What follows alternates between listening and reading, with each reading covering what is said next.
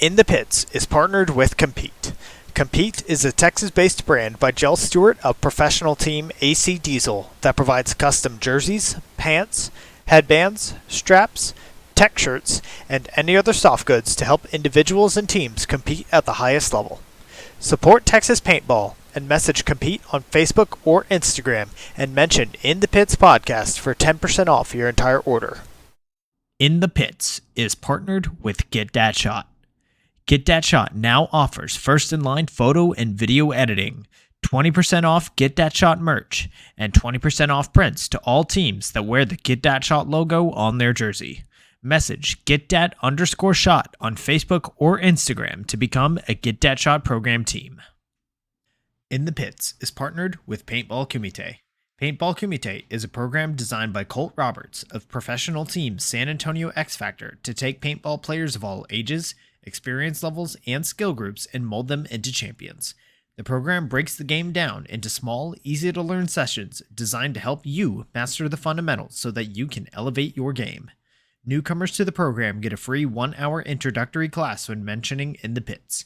To sign up for a class, message @PaintballKumite on Instagram. Welcome everyone to episode 17 of In the Pits Paintball Podcast. This podcast is focused on everything that has to do with the paintball scene here in Texas, from professional players and teams to new divisional programs, local tournament series, field owners, Texas-based brands, even photographers and videographers.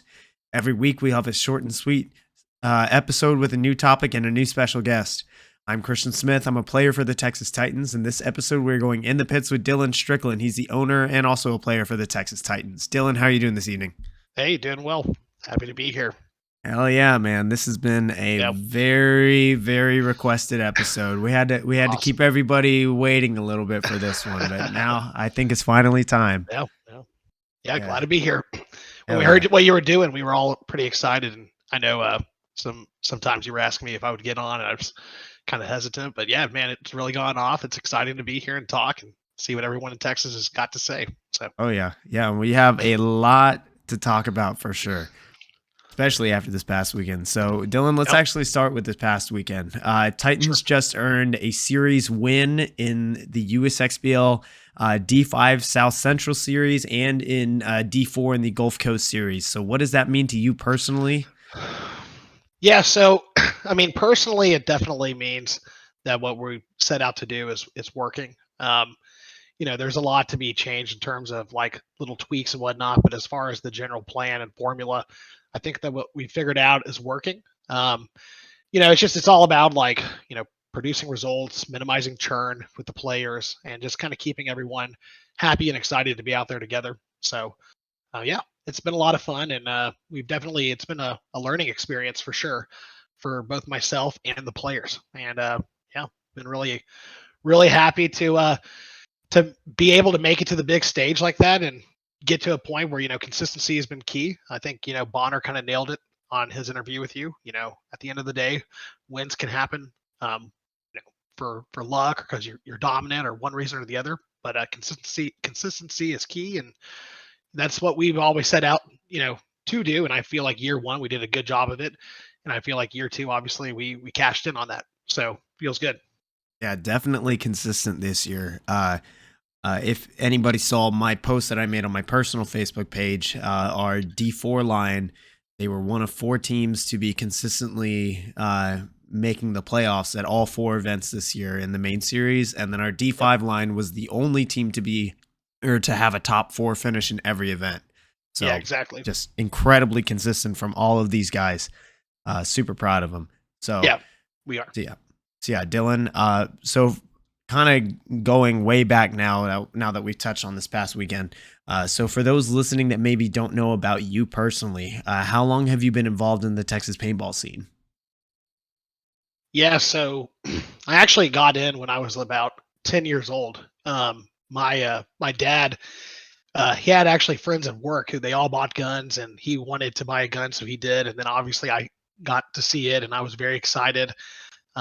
His kind of deal with me is if I would go run around the backyard and get shot a couple of times so he could practice his aim, and if I could handle it, I'd get a gun. And so the next thing I know, Christmas comes around, I have a Tippmann 98, and me and my dad are spending a lot of time in the woods.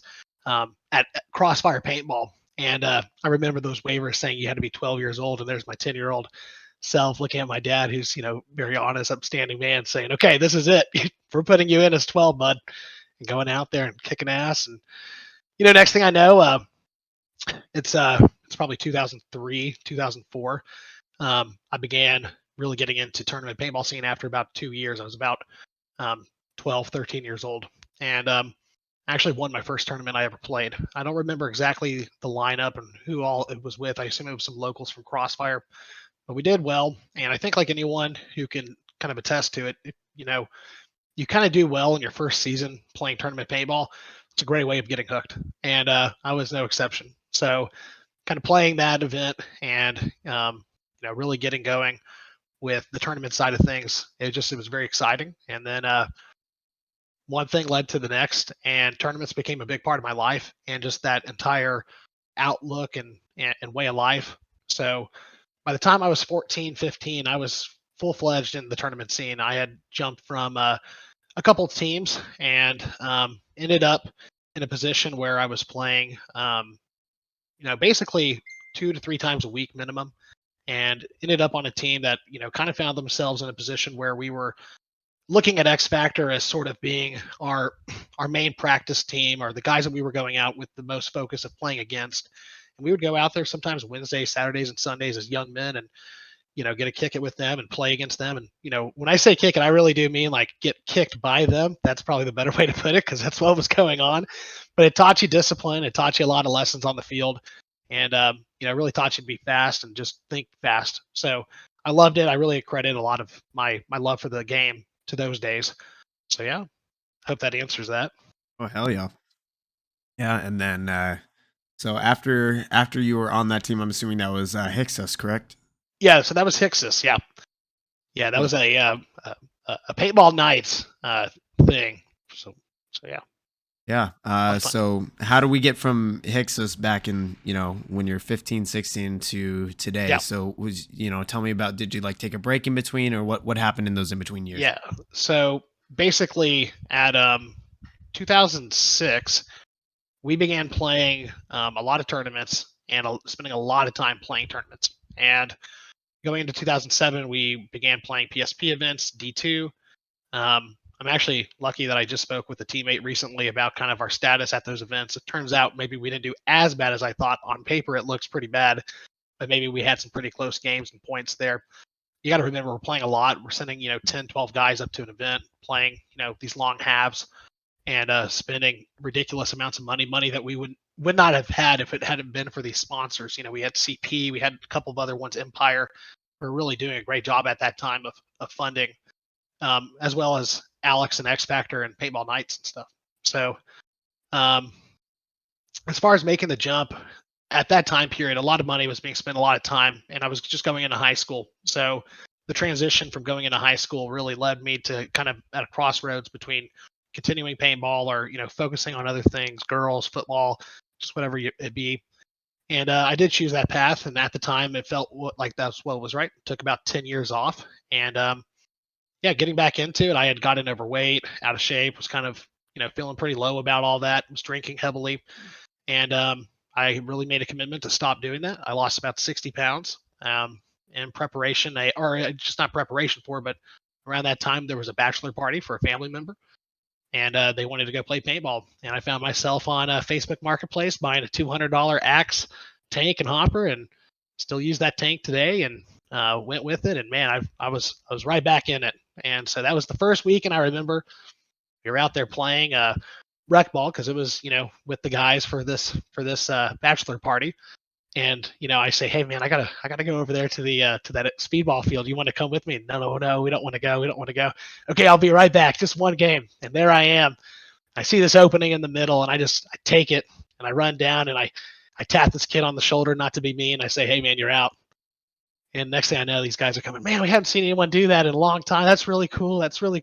And I'm thinking, man, like that spark it's lit, and I don't know what I'm going to do, because I don't know, how to help control myself from not going all in when I decide to do something. So yeah, that was kind of the journey back into it. And that was in 2019, the very, very end. And actually right after USXBL at X Factor, I believe.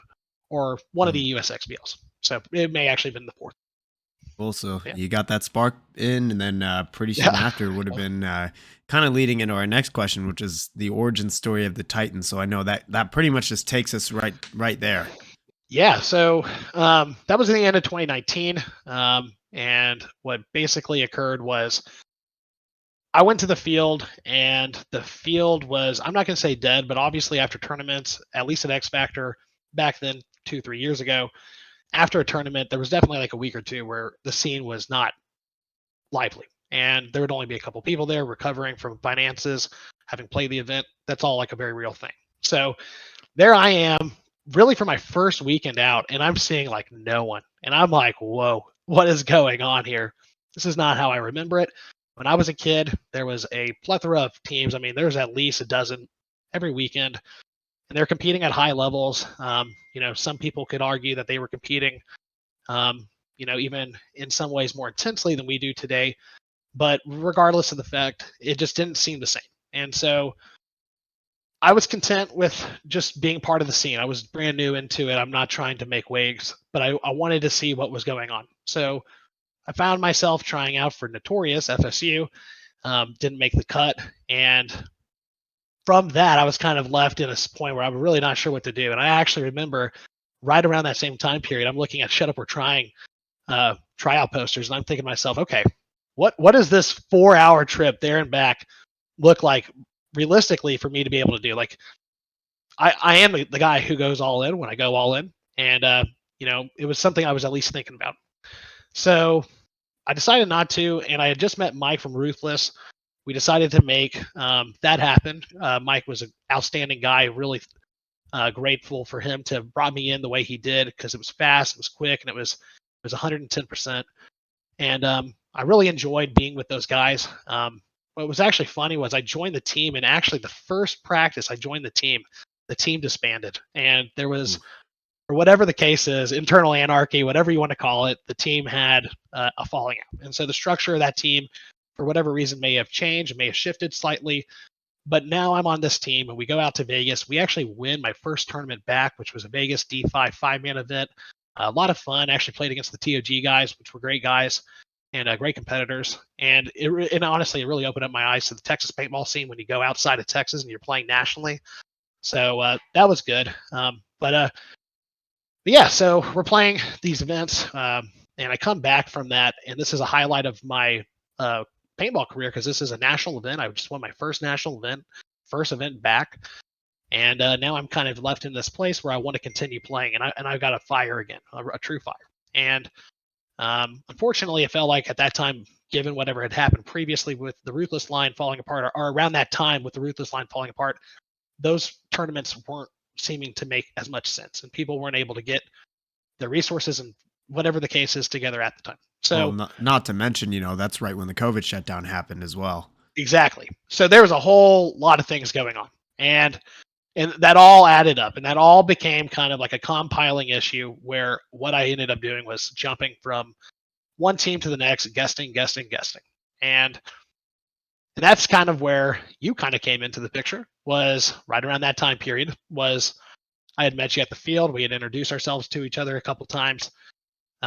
I believe you had invited me at that point to a I-35 All-Stars tournament. And so we began playing a couple of those. I played a couple with a couple pickup tournaments, like where we just threw together people.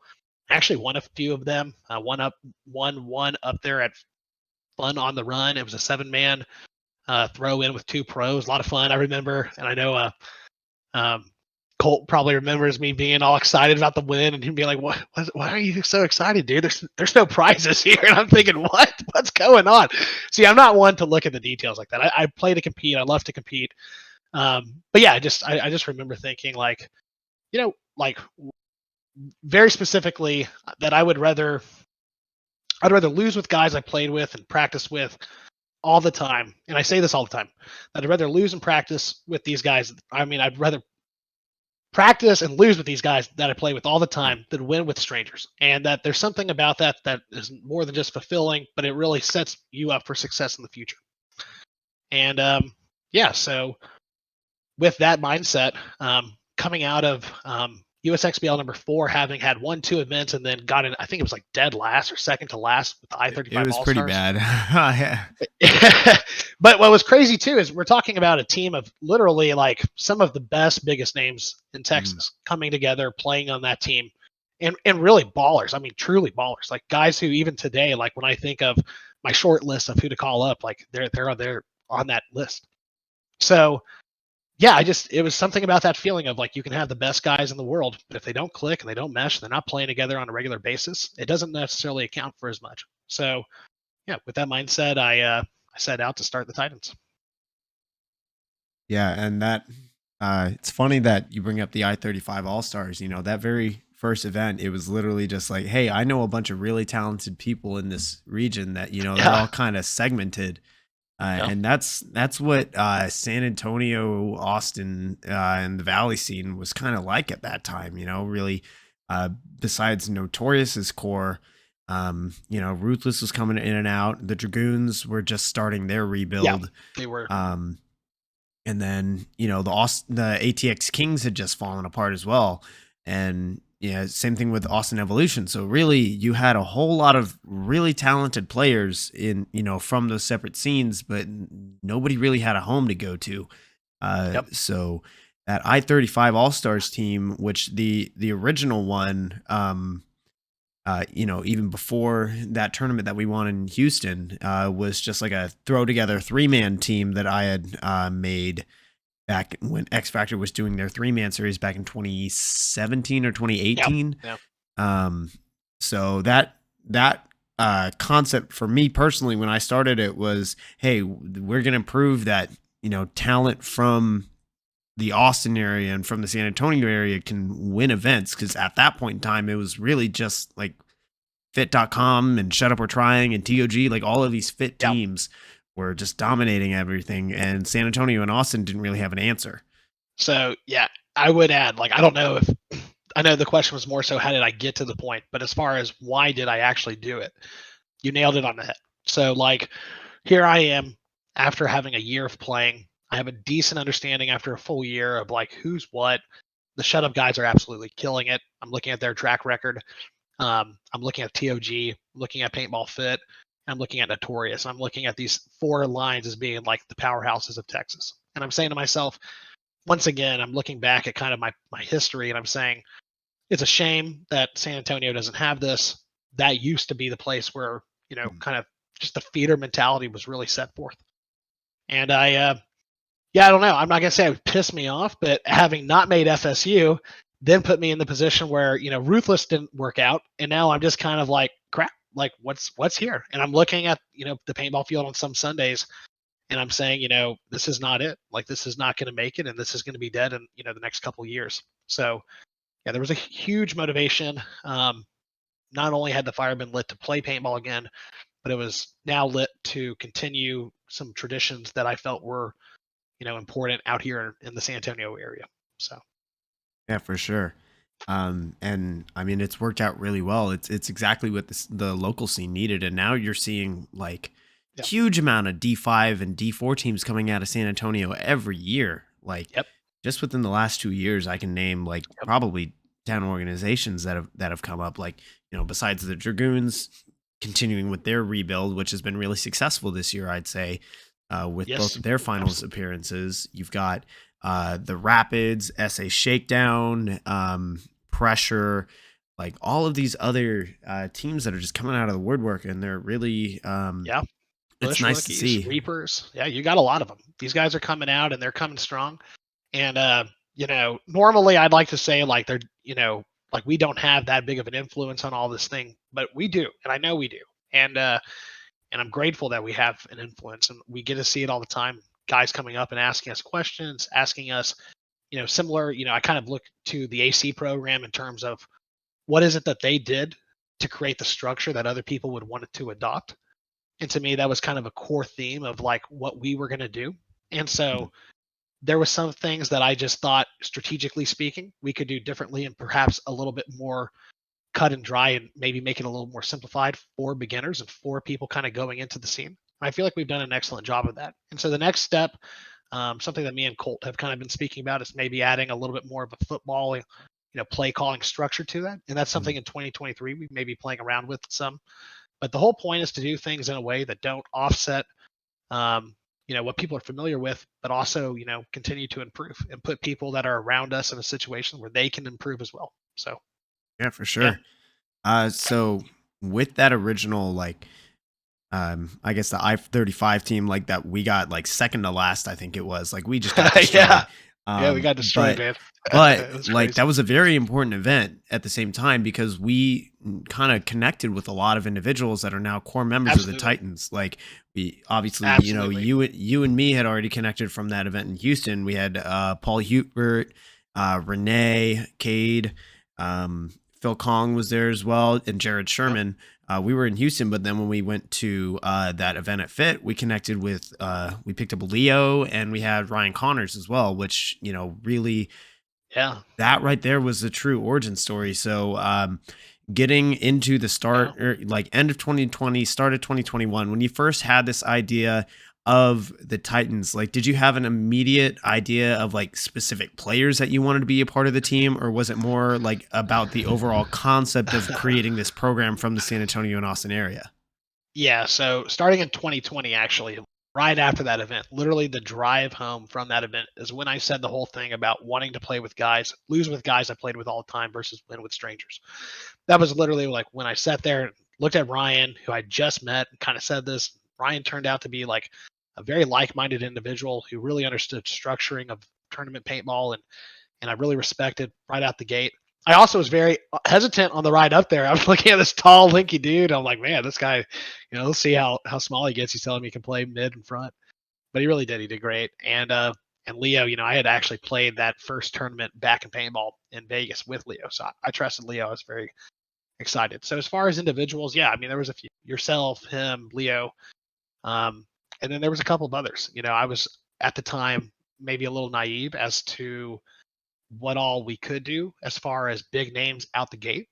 But what I was very committed to was this idea that wasn't going to stop me. That what we would do was we would do as best as we could as far as getting names, and that I would basically sell the dream and the system to as many local San Antonio and Austin Knights as I could. And the truth is, I was playing really well paintball, like really good, like at the time. And I think people wanted a chance to play with me and kind of like have that structure because I was offering it. So those two things. I mean, like I think that if I had been like maybe a not so great player, I wouldn't have been able to attract as many people as we did. Because that first tryout, I think we had a little around 40 people show up, and it was intense. I mean, it was like, wow, this is happening.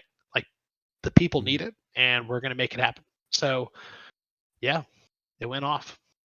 Yeah, I mean that I remember that first tryout being just a lot of people there. A lot. And I think, kind of going back to the situation about the scene at the time where so many teams had just broken up, a lot of players looking for new homes, that probably, Yep. was a perfect flashpoint for the Titans Yeah. to start. That So helped. when the Titans did start at the beginning of 21, it out of the gate appeared with 3-team programs. So a division Premier line, Division 4, and Division 5 line. So Yeah, that's a how lot. obviously, you had a lot of people show up to the tryout, which Sure. is Yeah. probably how you were initially able to get this program so big so quickly. But what steps did you take, or did the organization take, to make sure it stabilized and it didn't just crumble right away? So this is actually where it gets tricky because at the end of the day, decisions and had to be made as far as like who was going to go where and like who actually could play what, who could afford what logistically speaking. And then this whole system behind the scenes had to be created too, right? Like how do we organize practices? How do we go about telling players what they're expected to do, and how do I discipline them when they don't do it? Because at the end of the day, there's just too many people. And I had watched teams kind of, I don't want to say fall apart because there wasn't structure, but I feel like it's safe to say like that's what it was. And I knew that that's what people wanted. And I've been on teams. I've been on, successful football teams, or at least successful programs. I was not personally on a very successful football team, but I was part of a program that was. And I'd seen that structure, and I'd seen how that alone was something that was very valuable to myself, and it was valuable to the others around. So, yeah, I mean, the truth is, like, in my day-to-day work, I do a lot of management type stuff, and so I am very familiar with like organizing both people and like logistics, and so it's something I felt fairly comfortable doing. But in practice, it was a lot more difficult, and there's a lot more of a human element to it. And it's not like work. I mean, work people are expected to show up and do things, and they're getting paid, so they will. And paintball's not like that. I mean, they're paying money and they're doing things on their own dime and time, and you got to respect that, and you got to kind of play it off a little bit differently. So finding people who are truly committed to make the moves that I wanted to make was priority number one, because the line that I'm on and the line that we're moving up first, if you will, or the fastest, if you will, is the one that I wanted to take priority, because that's kind of the North Star of the Titans, if you will. And then everything below that, I really wanted to set up not just a feeder team, not just a program for guys to get better, but really a lifeline for that larger team to continue into the future, knowing that people were going to have life events and money events and potentially be scouted out. All those things, God forbid, that we don't want to have happen, or that, we want to keep people around. It's just life. And so to create a program and to create that structure was really, it was top of mind. So right off the bat, one of the first things I did was I kind of assembled what I called the board, and I put who I thought to be sort of the most thoughtful minds, which is a nice way of putting it, because these were also the most opinionated minds. These were the cooks of the kitchen. Some teams will say, hey, we got a lot of cooks in the kitchen. My solution to that was to bring them on as a board and have those discussions internally as a board, so that we could figure out the majority of the things we needed to before we presented those to the guys, and turn situations into kind of a debacle. And so by doing that, that really helped. And the next step to that was to assign captains once people kind of prove themselves to not just myself, but to their peers. We would assign captains to lines. And now with kind of the board and the captains, maybe you got these 7 guys that kind of make the new board, and we were able to really organize things very well and discuss things. And I remember that first year having a lot of board meetings. I know you were a part of all, and we had a lot of them. And it was not easy. It was not just flipping the switch and we're on and we're playing paintball as a team. And it wasn't. In fact, I would say it's taken 2 years up until this last event for me to feel like, okay, this system that we have is pretty rock solid. Like now it. I mean, we send a single sheet to the guys with every single possible piece of information that they would need. We update the guys with their calls the day of. I mean, I'm not going to say it's well oiled, because there's still things to fix, but it's a system. So for sure, definitely a lot of growing pains. The first, probably up till now, honestly. Oh yeah, but, yeah. As far as goal setting, go ahead. Yeah, with an organization as big as we have now, like we started out with over 20 players across 3 lines, and whenever you have an organization that big, and now it's probably closer to 30. I think across, it's 34. Yeah, across I think 4 lines now. So sort of, yeah, 4 lines. Like whenever you have an organization that big, you definitely need that solid support structure. As awesome of a kind of baseline that you've set, that's just way too much for one person to handle. So yeah, no, I know. Yeah. So day to day, I know how to manage people, but I also know it's just as important to delegate, and that's something I'm pretty good at. I'm also pretty good at knowing when to reel back that control and kind of push it forward. And so I've done a really good job, in my opinion, of getting people in a position where they are comfortable leading and being on the board and being a captain, but they're not overwhelmed. And I think that's important, because they're players too, and they're here to have fun, and they're not necessarily here to pull teeth. So I just wanted to add too, as far as goal setting goes, in the beginning, people would ask me, especially that first 6 months, what's the goal? What's the goal of the team? Everyone wants to just hear you say, we're going pro. We're going pro. And that's everyone wants to hear that. I literally remember saying multiple times, let's just make it through year 2. Let's just make it through year 2. Because in my mind, just from having done businesses and helping that stuff, I know that there's this kind of mark for year 2 as being we just made it through through the threshold. And year 3 and 4 is kind of like we've made it as, like a solid structure, a program. This isn't necessarily going anywhere unless we want it to. Going away unless we want it to. And then everything beyond that is kind of, sign me up for the books and kind of like, paint the pictures to what we'd like to do. And the guys all know, like, going into year 3, we're going to have a big meeting with the Titans organization to talk about the program's future, to talk about dates, and put some serious goals on the board now that we've made it into year 3. So, yeah. Yeah. I mean, first 2 years have, I'd say, been a success. I mean, we're just about closing out year 2, and look where we are now. Like, we've got 2 series titles. We've got a team moving up into D3, having, rank up purely on the success in Points. Division 4. Yep, exactly. So kind of moving forward, like after that, first couple of months of structure and putting the team together. So right away, the Texas Titans, in their first events, made their name known. So they got 2 first places in their first 2 events. So one was in D5 at the HTPS series, and the other was in D4 5-man at NXL Dallas. So what, in your opinion, did the Titans do right to prepare during that first off season? Or do you think it was just like, hey, we just happened to pick a really good group of guys that happened to mesh together really quickly?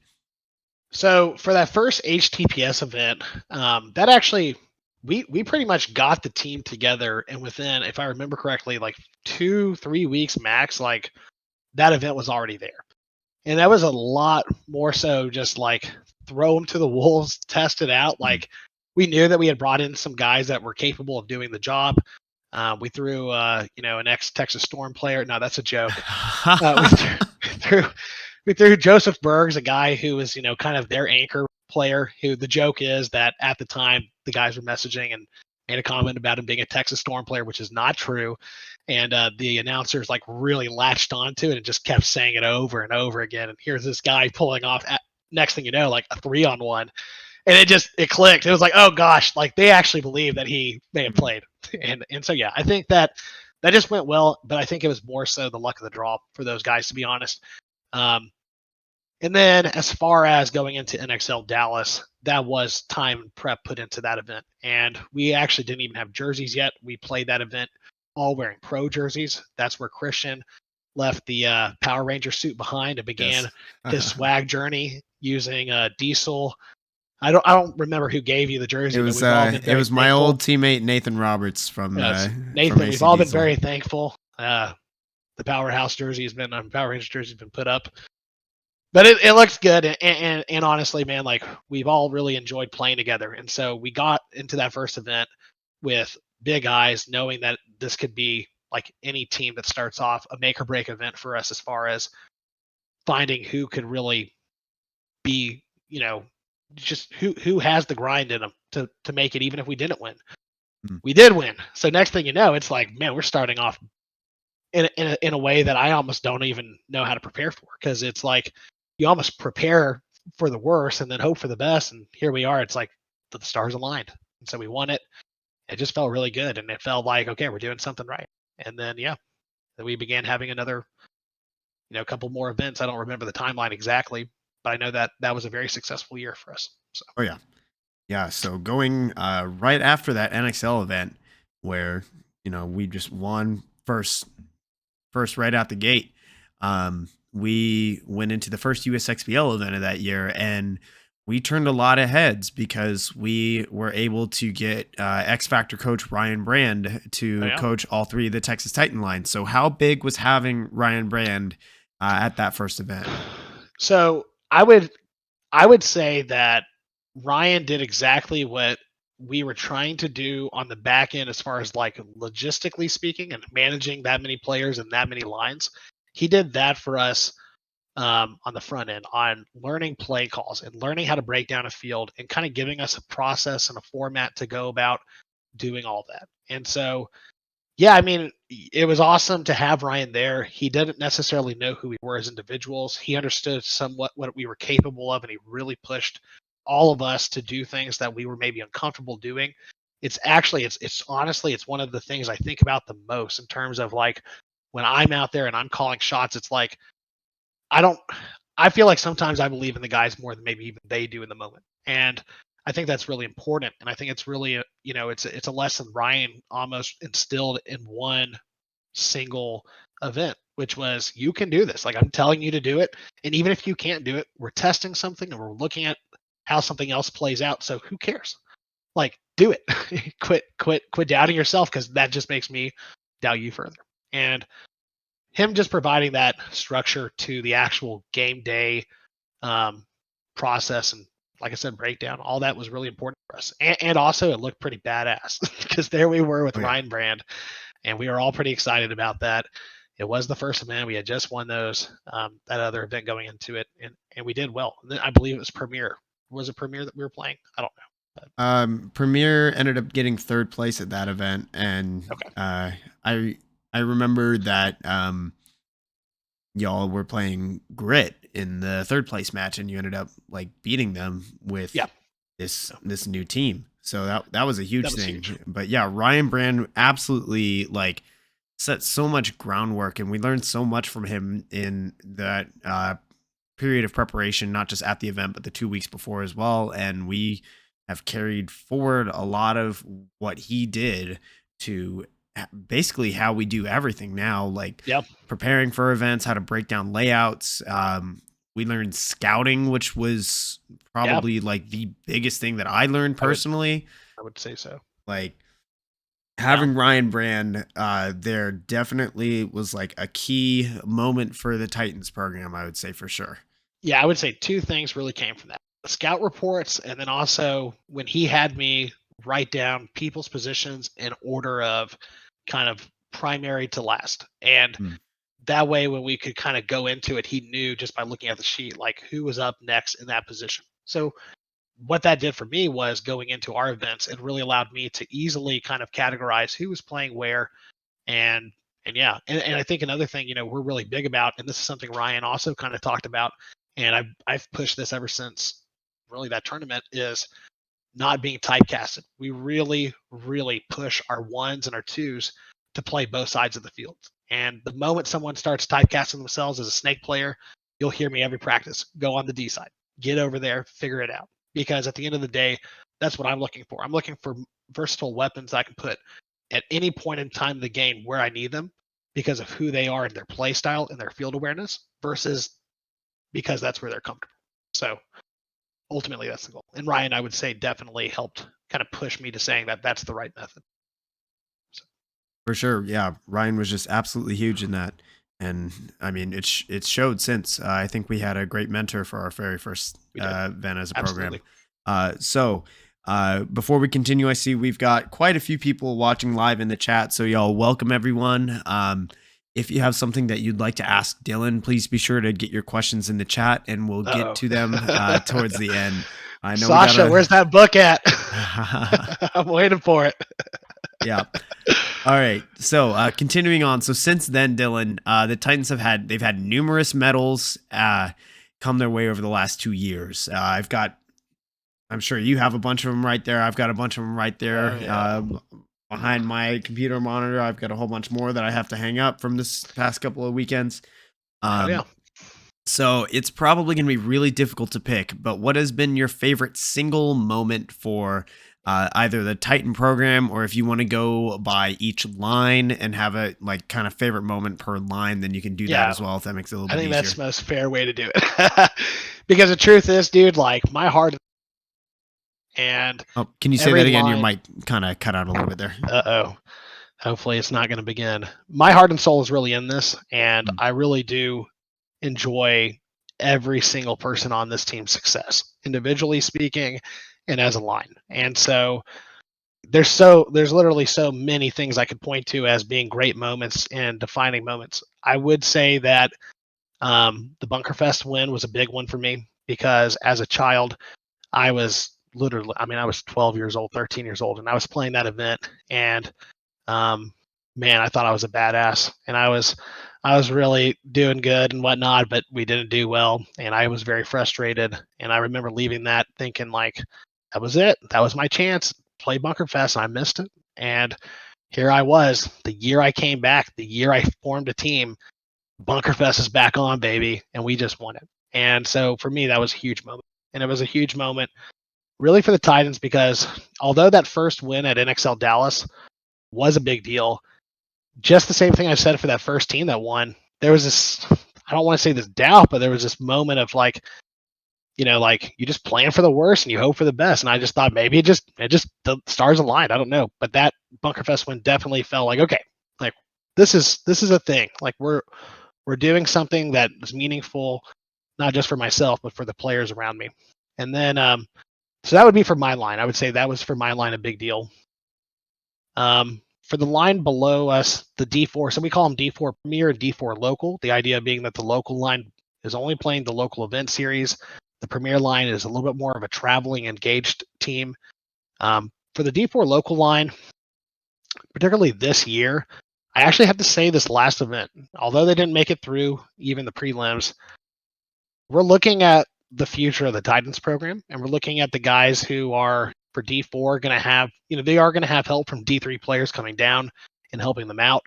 And I see the potential. It's so clear. Those guys, they were in a very hard bracket this last time around. They beat a very good team. I know they can do it, and I'm very excited for that. As far as other events that they've played, there's been some highlight moments, but I would say as far as an event goes, just seeing the guys come together and working together prior, during, helping each other get to the field, like logistics, like sometimes with that line, it feels like I'm a little bit more hands-on than I'd like to be. I'd like for them to take control.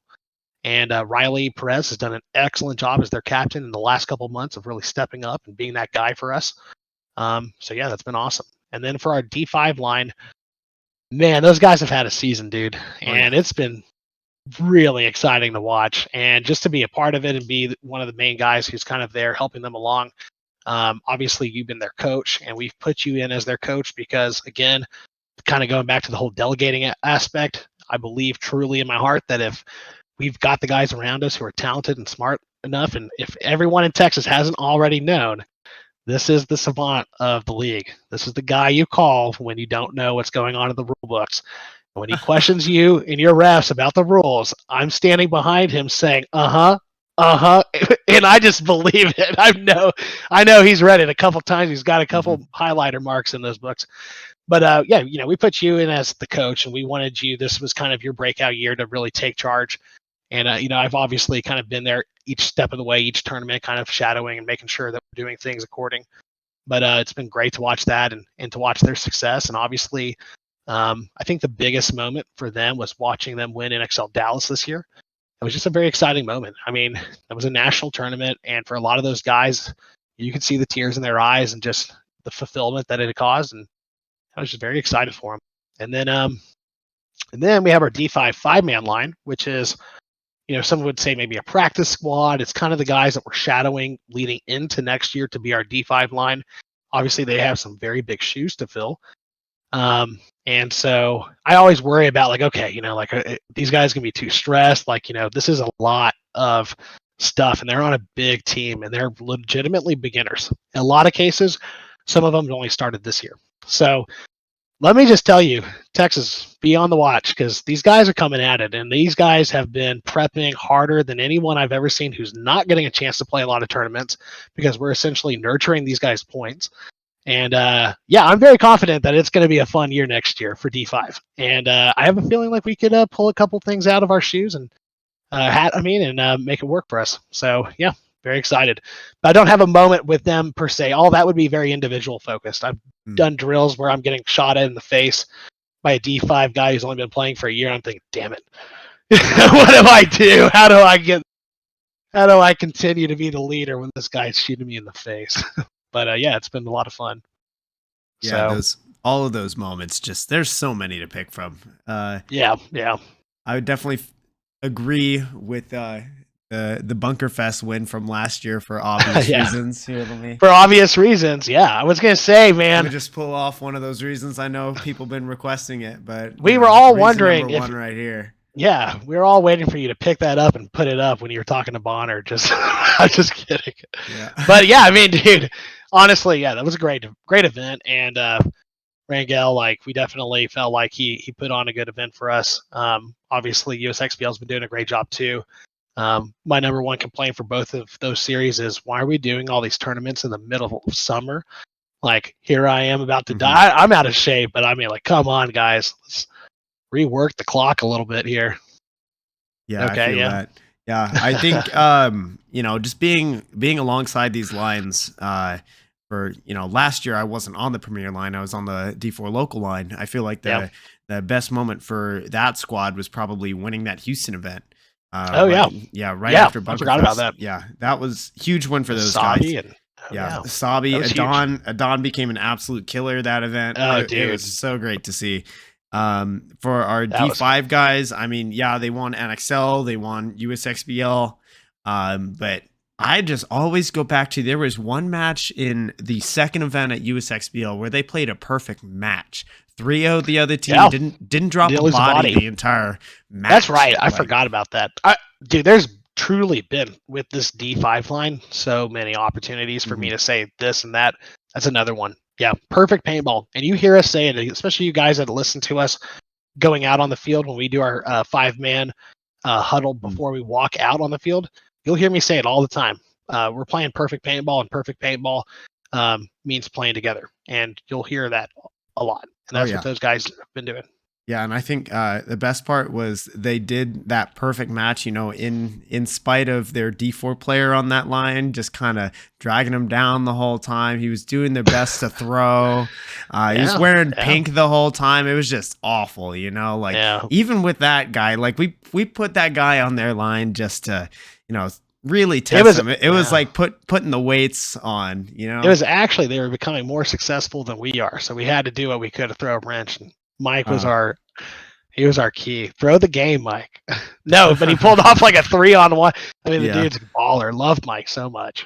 Yeah. I just had to do that because he wouldn't shut up in the chat. He just says, "Oh, Mike, say that Mike winning his first D5 event was your most favorite moment." I will say something too. So I really do enjoy knowing the guys and getting to know like what it is they want to do, their career goals, things like that. My whole thing with paintball is, yes, it's supposed to be fun, but it can only be fun when you're winning and when you're doing things consistently enough that people want to continue to show up and put their money into the organization. Mike came to me a long time ago and said, I never even played a D5 tournament. I got boistered into D4 real quickly. And I'll tell you, man, the moment he said that and the sincerity of his voice and saying it, I was immediately like, okay, we're going to get this guy a chance. And we did it. We got him out there. We almost got him out there twice, but he was kind enough to give it over to Joseph Bergs, who, again, has been our Texas Storm sandbagger for D5 events. And that is a joke. But, so glad we got Mike out there. Got the win. You don't got a joke. We all know Bergs is a dirty sandbagger. Yeah, I know. All right, yeah. So one more thing I want to say about like favorite moments of for each line, like our D5 5-man line that is going to be our main D5 line next year. Like them getting a chance to play that third USXBL event. Most of them, like it was their first. I think for pretty much all of them, it was their first X-Ball event ever. That's after coming off of making playoffs in Dallas at NXL Dallas.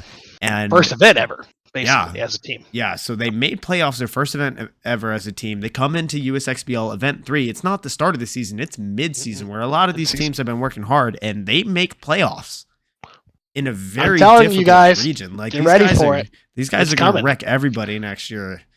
And if you see my DMs, like, we've got guys that want to join these dudes. Like, they keep telling me, they're like, oh, we've lost guys. Trust the process. Like, we are going to make you guys stand out, but it's about doing it right. It's about not getting, putting the buggy before, the horse before the buggy. So, for sure. All right. So this year you haven't just been busy, with all the Titan stuff as much as that has been going on, but lately you've also been busy operating and organizing the X Factor Paintball series with Jesse Stevens. So can you tell us more about the goals with that tournament series? Yeah. So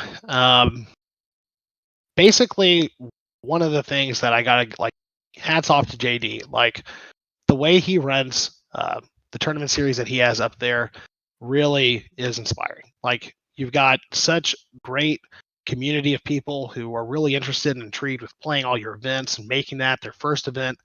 And that's really awesome. And one thing that we want to reproduce in our area is something similar. We want to be able to bring people in from the rec ball scene, from just the shadows who maybe are interested in the paintball scene but they don't really know how to get involved, and we want to give them a place to do that. So last year we actually did the first X Factor Paintball Series event. I don't know if you remember that. I know Leo does. Oh yeah. And we had a great time. It was a huge success. I think we did it on a Saturday evening. It went all the way into the night. We had Alex Martinez show up, and he was smiling ear to ear. And I actually wasn't hugely involved in organizing that as much as I was really big in pushing for that. So we pushed for that. It happened. I'm not going to say it was the best organized event I'd ever been to. Some could even say it was not organized at all. I think we played like 14 games or something like that. I mean, it was intense. And so then me and Alex were speaking, and I kind of explained to him like my background, and I've done some event management stuff. I just felt very comfortable putting together baseline information for people to kind of similar to what we did with the Titans, just like create a structure. And yeah, that's what me and Jesse kind of got to doing. And Jeff and Todd from the park have been huge in getting us all of the things we need to make that happen. Alex Martinez has been absolutely awesome in terms of letting us do this and really encouraging us. And what we're doing is we're making this a street ball series so that basically anyone can play. You come on and you get assigned to a team, and you play paintball. And in this case, the series this year is what we're calling the Champions Series. So you have 3 events. It started off with a 3-man event. The next event was a 5-man, and after that's coming up this Sunday will be a 7-man event. Players who play all of these, they're all gaining points for each event they play. And the top 20 players by series points, will be invited to the Champions Cup. And the Champions Cup will start off 10v10. There'll be a winner's bracket and a loser's bracket. And those brackets will then play 5v5. And then from the loser's bracket, the 5 who lose will go home. Those 5 that win will play one-on-ones until there's a winner. That winner will stand to the side. And the winner from the winner's bracket, the 5 guys, those 5 plus the winner from the loser's bracket will come together, and those 6 people will play one-on-ones until there's a final first, second, and third winner. And those guys will take home some serious cash for individuals, hopefully make a name for themselves, which is kind of the goal of the Champions Series. So I'm very excited for it. It's been a huge success. When we started it, one of the things that we were kind of worried about was like, okay, we're going to randomize these teams. What happens if teams end up stacked? And like, what are we going to do? And I got to tell you, there have been some teams where you're like, okay, I don't know. Like, this looks a little stacked to me. But so far, every team that's won has been extremely balanced. And wow, it's been like really cool to see. Like, you've got like beginners who won the 3-man. You have a guy, a Titan, who's a beginner. You have Dane, who's a beginner, and you had I'm forgetting who else it was from IB. You're gonna kill me. It was Brian. We had Brian. Yeah, Brian, man, he was killing it. But I mean, that was awesome just to see these guys who were rank on paper lower than a lot of the guys that were there win the event.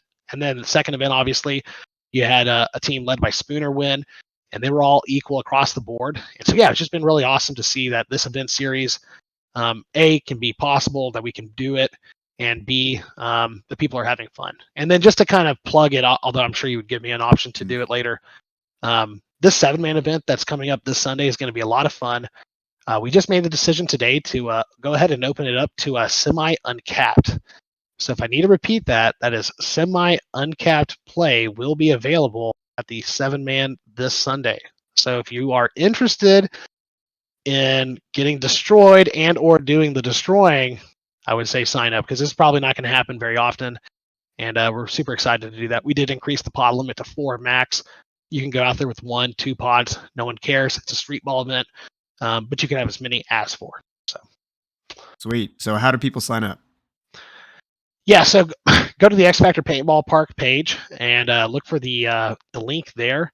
If you are having trouble finding it for whatever reason, you can reach out to myself, Jesse Stevens, or basically us or Jeff even.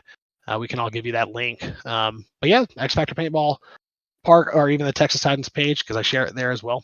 So yeah. Sweet. I should also point out, this is not actually benefit Texas Titans. This is something that I am doing on my own time because I feel that the Texas scene in San Antonio needs it. Obviously, we have a chance to scout good players, things like that. So I see that as kind of being like maybe my benefit, but I'm not making a penny. I've spent more money on this than I'll ever make. And yeah, so it's a passion thing. Sweet. Awesome. So y'all, again, that event is this Sunday. Unfortunately, I will not be there. I know for the last one, I was providing the live stream. I'm not going to be available for this one. My brother-in-law is actually expecting their very first baby this weekend. So I'm going to be basically on standby. I might still be there to ref, but just not knowing if I could stay there the entire event or not. So yeah, sign up today so that you can get in on that 7-man, especially that semi-uncapped. That'd be a lot of fun. Yeah, and I should also point out too, Colt's been helping kind of be the main ref there, and that has also been like a huge thing because that actually gives the most legitimacy to the entire thing. We have done a very good job of pulling players from every team. It's not just Titans out there reffing. Usually it's like 2 goons, 2 IB, 2 Titans, 2 others. And yeah, I'm just saying, like it's been well ran and it's been very fair. So for sure. All right, Dillon. So looking forward to the future. After World Cup next month, the Titans will officially close 2 seasons together. So what can you tell everybody about what the Titans have in store for year 3? So either any tournament series we're going to be playing, any new apparel that's going to be available, like jerseys or anything like that, any upcoming tryouts or anything at all. What can you tell us? Yeah, so it's a loaded question. We have a lot of stuff planned and a lot of stuff to still review with the guys that are going to be kind of in the board for 2023. So we are going to be going through a board transition in the next couple weeks. With that information, with those new guys, a lot of that information is going to be decided upon.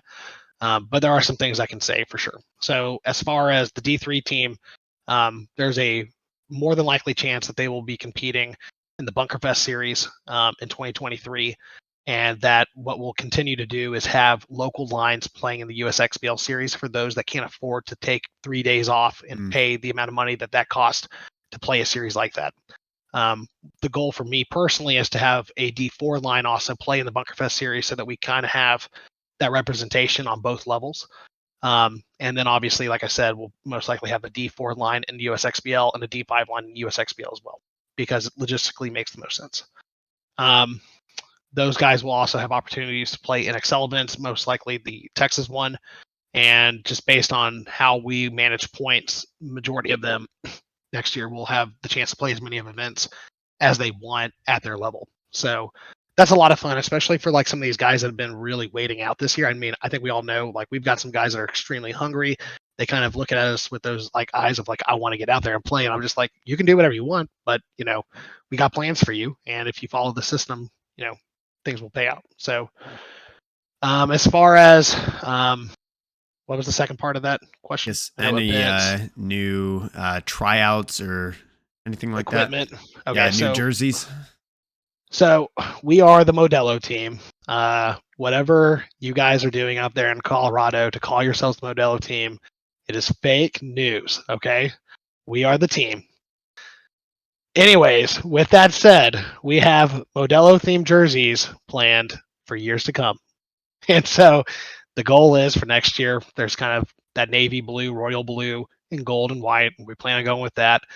What I do plan on doing is making past jerseys available, so the tiger stripe and the black and whites open to sell. I know we've had a lot of interest in those, and I know people really like the classic look, so excited for that. The teal, the ones that currently the Premier line wears, those will not be available. Those guys will be able to put those in their closets and say that that's part of their Titans history and seal the book on that.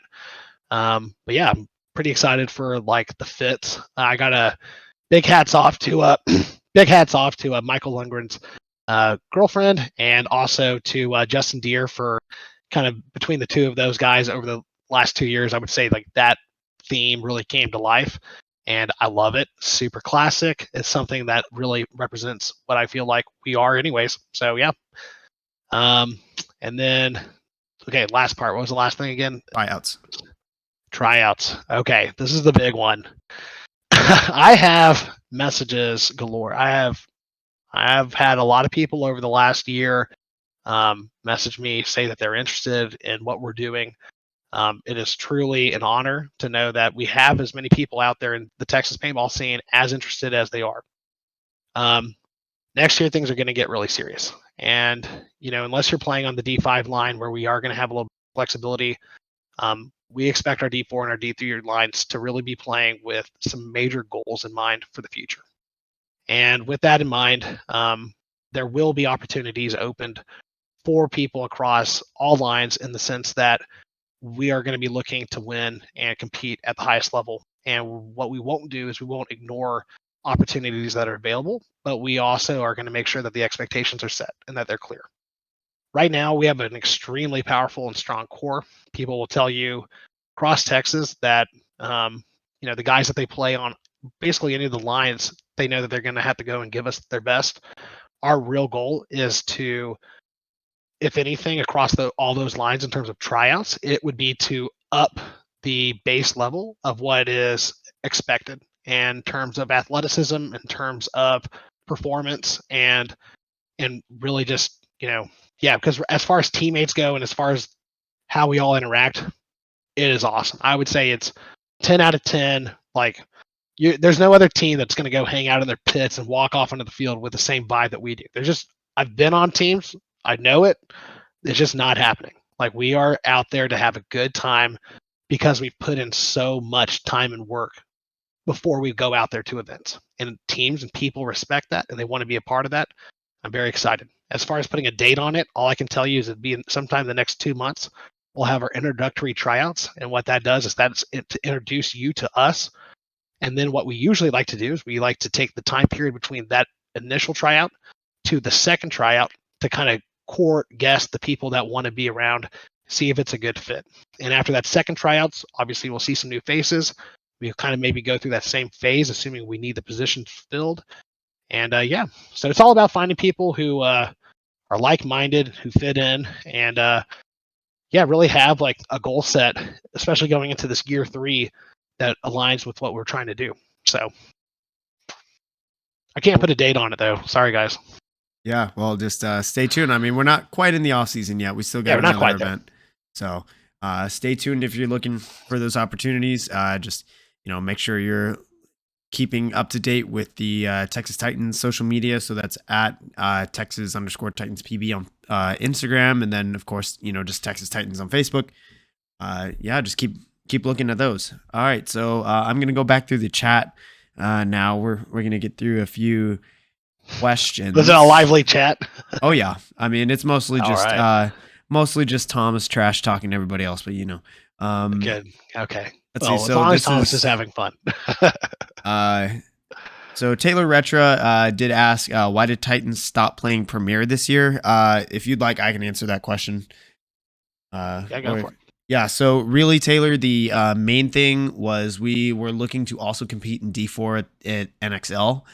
And the fact that Premier, the first 2 events, were counting points for D3, we didn't want to run the risk of ranking up mid-season and ruining our ability to compete in D4 in the NXL. Yeah. Also, we were very scared. I'm just kidding. Not at all. No, I mean, you nailed it. I mean, it's all about point management. You could say we learned it from the Franz himself. And I mean, I believe that if that's where paintball is going to be, if that's the kind of glass ceilings that they want to set here in Texas, then we're going to play the game. But I don't agree with it. I've been fairly vocal about that. And my thoughts on what they've done to the Texas paintball scene as far as creating a glass ceiling at the D3 level. And I think it's time to get through that. That's one of the reasons why the D3 Premier line will be focused on Bunkerfest, because we see an opportunity to continue to move forward beyond D3. So make that happen and we'll be back. Yep, for sure. So continuing, Sasha asks, how many Dragoons pods did we snag at USXBL and can he have them back? Not enough. First of all, I was going to say, probably not enough. At USXBL, probably not enough. Yeah. But throughout our career, we have done a good job. I mean, I don't know exactly where our Goon Pod bag is and exactly how overflowing it is at the time, but I'm sure it's there somewhere. Someone's got it. But I mean, we definitely have a bounty out for the pods, and I'm just kidding, Sasha, we don't. But we may or may not have a rule about any of your players that want to come over to Titans. So Yeah. Just protect your pods at all times. yeah, we don't even bother marking them. We got some good players, but we got some master pod gamers out there. Believe me. We do. Yeah. We look at two different types of players: those who play on the field and those who run the pods. So this next question right here is from Oscar on the Titans. He says that knowing that you played in the 2000s and recently coming back into the sport, what players do you look up to, whether it be old school players or newer emerged pros, and how would you describe your play style? Oh, wow.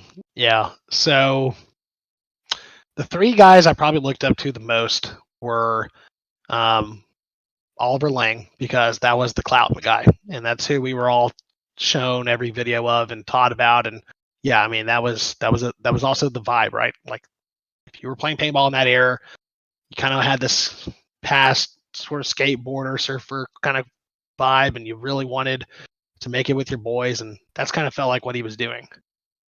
And then Chris Lasoya had a big influence in terms of what you could do on the field and kind of the difference between who you were on the field and who you were off. And I really respected that.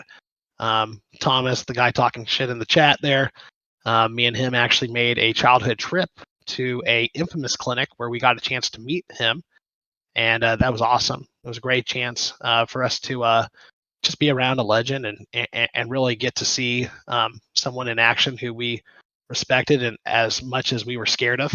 And I actually remember Thomas was being looked at and they were very interested. And I was just like, man, why can't I be small and fast? And it was just really awesome. And it was really great to see that kind of opportunity come around for us at that time and at that age, just to be around the greats. And then I'd say the third, without a doubt, was Colt Roberts. Colt was the guy from Texas who made it out and was playing pro, and he did it early. And we were all very, very well aware of who he was and what he was doing. And yeah, I wouldn't even begin to nail like it down exactly how excited I was, like little girl giddy when Colt kind of approached us, or I forget exactly how it happened. Those cards aligned to where Colt was really getting involved in the organization. Because as a kid, I would talk about Colt and we would watch him, whether we were watching ESPN2 or whatever, I forget what it was, but wherever paintball was coming up and he would be there as the Texas boy. I mean, that was who we were interested in. And those three guys, Colt, just kind of the opportunity he projected, Lasoya for who he was on and off the field as far as mean up the middle and in your face, and then Oliver Lang for the kind of his freestyle gameplay, his ability to really make moves happen on the field, and his ability to really put pieces together quickly. I always respected how he went out with 10, 12 pods in the 3-minute point, didn't quit shooting, and just made things happen. I love that. So I would say my play style was conducted a lot between those three. When I got back into paintball after a long break, I definitely felt like there was a little bit of a lack of middle play, and maybe I was just, again, a little naive to like what people had been doing. I knew the wall had been set up and that kind of reduced the people's ability to play the middle for a while. But I came in and that's where I felt at home, and I started going to work. And I think a lot of people were kind of caught off guard in that first year of me coming back and seeing me kind of freestyle up the middle, blind zone, midpoint, close games using blind zones. And I'm a big dude. I mean, if you don't know that already, like, I'm a big guy. And so for me to have that kind of the wits about me to do those things, I think stood out to a lot of people. So I've really stuck with that, and I love that style of game. And I love being a commanding voice on the field, and I love being a quarterback and someone who can put pieces together in my head while everything is going on around me. So yeah, hope that answers it. Yeah, for sure. Let's see. I'm looking for any other questions. Now, I gotta say, Sasha, out of all these questions, just the pods, man. I was waiting for the playbook question. Where's the playbook, Dillon? I'm just kidding. All right. Yeah, I think that just about does it for our questions. But I do also, Okay. you were talking about Colt Roberts and how huge it's been to have him get involved more recently. Like Colt's been absolutely huge in starting to help not only the Titans but the San Antonio scene in general. Like he seems to recently have gotten really vested in the local scene, making sure that like, hey, it's not just going to be fit on the map. It's like San Antonio needs to be a powerhouse. There's just so much talent in the area, and he's done a whole lot to really, put his money where his mouth is. He's been working with the Titans. He's been working with the Dragoons. He's been hosting his paintball kumite classes just about once a month or so. I'm sure that's going to tick up more during the off season. But he's been a huge supporter also of the show personally. So yeah, Colt Roberts, we can't thank you enough. Titans as a whole, me personally, Dillon personally, like we just can't thank you enough. Huge. We're really excited to get to, have that opportunity to continue working with you as well. Yeah, I would say that is, as far as the conversations go, every single person on my line has said in order to make the next big step beyond really D3, it requires a Colt or it requires a Ryan Brand or something to that caliber of, IQ on the field. And I don't know what the cards have for us, in store for the future, but just having him here now puts a little bit more hope in the, that come that time there will at least be some structure. So love it. Love that Colt's done that for us and for the community. Yeah, for sure. One last question that just came up from 4 different people. Okay, we get it, guys.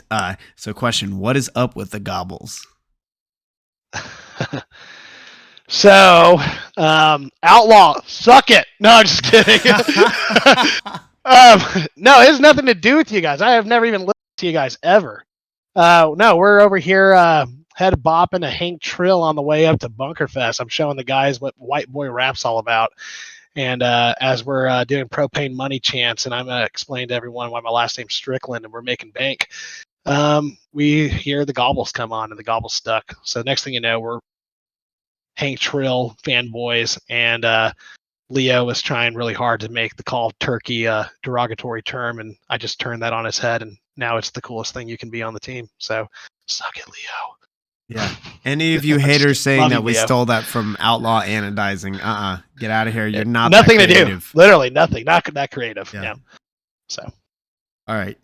So Dillon, this is a question I ask everybody that comes on the show towards the end, and it helps me not only like get the word out on all these up and coming unknown people, but like also it just helps me like figure out who I'm going to get on the show next. So are there any Texas-based teams, players, brands, projects, anybody in Texas that have caught your attention lately? So if the rest of Texas doesn't know about them yet, who do they need to know about? Yeah, so I think the first thing I want to say is, as far as who they don't know that they need to know, I would say the Texas Titans D5 5-man line. These guys are freaking hungry. They are talented and athletic. They are disciplined, and I'm very excited to see what the future is going to hold. As far as people outside of our organization, I would say that there's a lot of things going on in the local scene that is very exciting as well regarding D5 and kind of beginner teams. I know you've mentioned Kumite and what Colt's doing as far as helping local players really establish their skills. That has been huge as well. I don't know that it's really as well known, even locally, as it should be. I would say, as far as things outside of our local scene, I've been very impressed with the Valley and what they're doing out there as far as their dedication to playing weekly and just making things happen and grinding.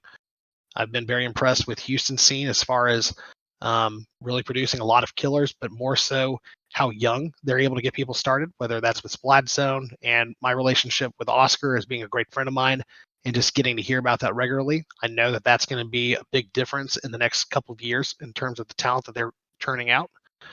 Trying to think if there's anyone in particular. I can accept all the bribes I got for mentioning names, but I'm not going to mention any individual names. I think that, I think that X Factor Paintball series may be not well known. A couple of those things. So So shout out to all the Houston guys, especially Splat Zone. Jay Bird, I had him on quite early on in the show. Um, Yep. Shout out to all of those guys in the Valley working hard. Shout out to the local scene at X Factor and the X Factor Paintball Series, really giving them an opportunity to either, dip their toes into it or start to make a name for themselves. Like, like Cruz Reynolds, for example, like 12-year-old kid. I know he's already kind of on IBs. He's been getting into the tournament series, but like he had his own moment. Like he made a name for himself that day. Yeah, he did. That's awesome. I will say too, like one of the things that like a lot of people kind of been getting on is like you hear on our team kind of a joke is like the team tight-end concept is like when are we going to bring like just young guns in? And I don't know that we ever will, but I will say like Cruz and like Dane and just like having this last weekend, like obviously we have Shane on our team and we've got a new guy, a new pickup Orlando who's going to be killing it. We've got some other guys that are young as well. But then you've got other young guns like from these AC kids, Ashton, Chase, who we spent a lot of time with this last weekend. Thank you guys for helping us pod. It's just amazing, the young talent coming out. And for us to be able to continue to foster like that age group of talent is a big deal. I don't know that given our goals, how easy that would be to do at that age group. But I mean, it's definitely something that's in the back of my mind as far as continuing to support the program and, just knowing that the longevity of the program requires us to have depth. So For sure. All right, cool. So, cool. Yeah, Dillon, we're at the end of our show. Great show together. Finally, getting you on. Had to keep everybody waiting, but hope it was worth it for everybody. So, Dillon, do you have any last shout outs or things you'd like to say before we sign off? Thank you guys for watching. Christian, we've all been super impressed with you doing the show. I think that it's really in the same spirit as Titans, which is to support the Texas paintball scene. I'd like to, everyone on our team, I want you guys to know from the bottom of my heart how proud I am of every one of y'all. Thank you for making the commitment. It's not easy. I truly respect the time, effort, and the money that you guys put in. Just none of that's lost on me. So it's a good day to be a Titan, and we're very excited about what the future has to hold. For sure. And because I'm always the one reminding Dillon and like all of our social media posts, don't forget our sponsors, Dillon. Yeah. So go ahead and shout those out. Obviously, everyone knows we're an X Factor paintball team, and we're very proud about that. They do help us out a lot. I really can't say enough good things. Our secondary field is Outlaw. The guys that we have on our team are split between San Antonio and Austin, and Outlaw's been providing them excellent place to play locally for both drilling and then the occasional Sunday, as well as a place for us to go out and play against FSU and get some great looks. Then obviously we have JT Paintball, which this year has been a major sponsor for us and our gear package. We have Ruthless Paintball Products, which has done an excellent job. Honestly, like the Ruthless Paintball Products thing, it's been a game changer. We've been able to outfit our entire team multiple times over. We have our camo jerseys, we have our normal jerseys, we have, the ones we currently wear. It's awesome. They've done an excellent job. Then you have Pollos Asados, which is, as y'all all may know, I'm a bigger boy, and Pollos Asados fits right into my itinerary. After practice, there's one place we're going. We already know. It's just a matter of who's going to go. And we go eat ourselves some grilled chicken. Next time you guys are out there at a X Factor Paintball event, make sure that you put that on your map afterwards. I promise you won't be disappointed. We've got a couple of others. I like my company. We help sponsor them, Social Slingshot, and then we also have Uno's Jerky, which provides us with the meats. And there's that like where I do my "it's got the juice" joke. But anyways, I maybe forget. Oh, and then the biggest one, as far as our outside partners looking in, would be Kung Fu Saloon. That's a bar in Austin and San Antonio that has basically just given us some money up front, and we've been super excited about that and continue looking forward to what that has in store for the future. So, yeah, for sure. Shout out to all of our sponsors. Kung Fu Saloon is just really a big supporter of local amateur sports. And we were really grateful that they selected the Titans to support. They're great organization. As far as future sponsorships, we definitely have a couple things going on in the works, and Niles did an excellent job of kind of outlining like what he believes to be like the process and plan for getting your team sponsored. And I know you, Christian, you've been very excited to hear all that information, and we have a lot of plans going into 2023 to make things happen. I also would give a shout out to my buddy Thomas with FU Athletics. He's been doing a great job of sponsoring people around the Texas scene and really keying in on individuals who are doing great. So hats off to you, Thomas. Great job. So yeah. For sure. All right, y'all. So that does it for our episode. Thank you guys so much for tuning in. Be sure to go follow. Go over? Oh, no, we're good. We're good. No, this is gonna be the episode everyone was waiting for. We're gonna deliver. All right. Cool. All right, so, boys. Everybody, make sure you go follow Dillon. That's @_DP_Strick_ on Instagram. Also follow the Texas Titans at TX_Titans on Instagram. What other guests would you like to see on the show? Be sure to leave a comment down below if you're watching this on YouTube. And while you're at it, hit that subscribe button. The show goes live weekly here on twitch.tv/inthepitspaintballpodcast, and recordings are posted to YouTube, Amazon, Apple Podcasts, and Spotify the next day. Shout out to my partners and sponsors. FU Athletics is also a partner and sponsor of this show. Get That Shot provides a lot of the thumbnail images that we use. Paintball Kumite, as always, Colt Roberts, and Compete, who we are going through for the Tech Tees. What's up? I have to mention Don Guerra at AFG Films. He's been filming us all year. The kid's killing it. He really has figured out how to get us turnaround times quickly, so the guys will really love that. Don, keep it up, man. We love it. AFG Films. Yeah, for sure.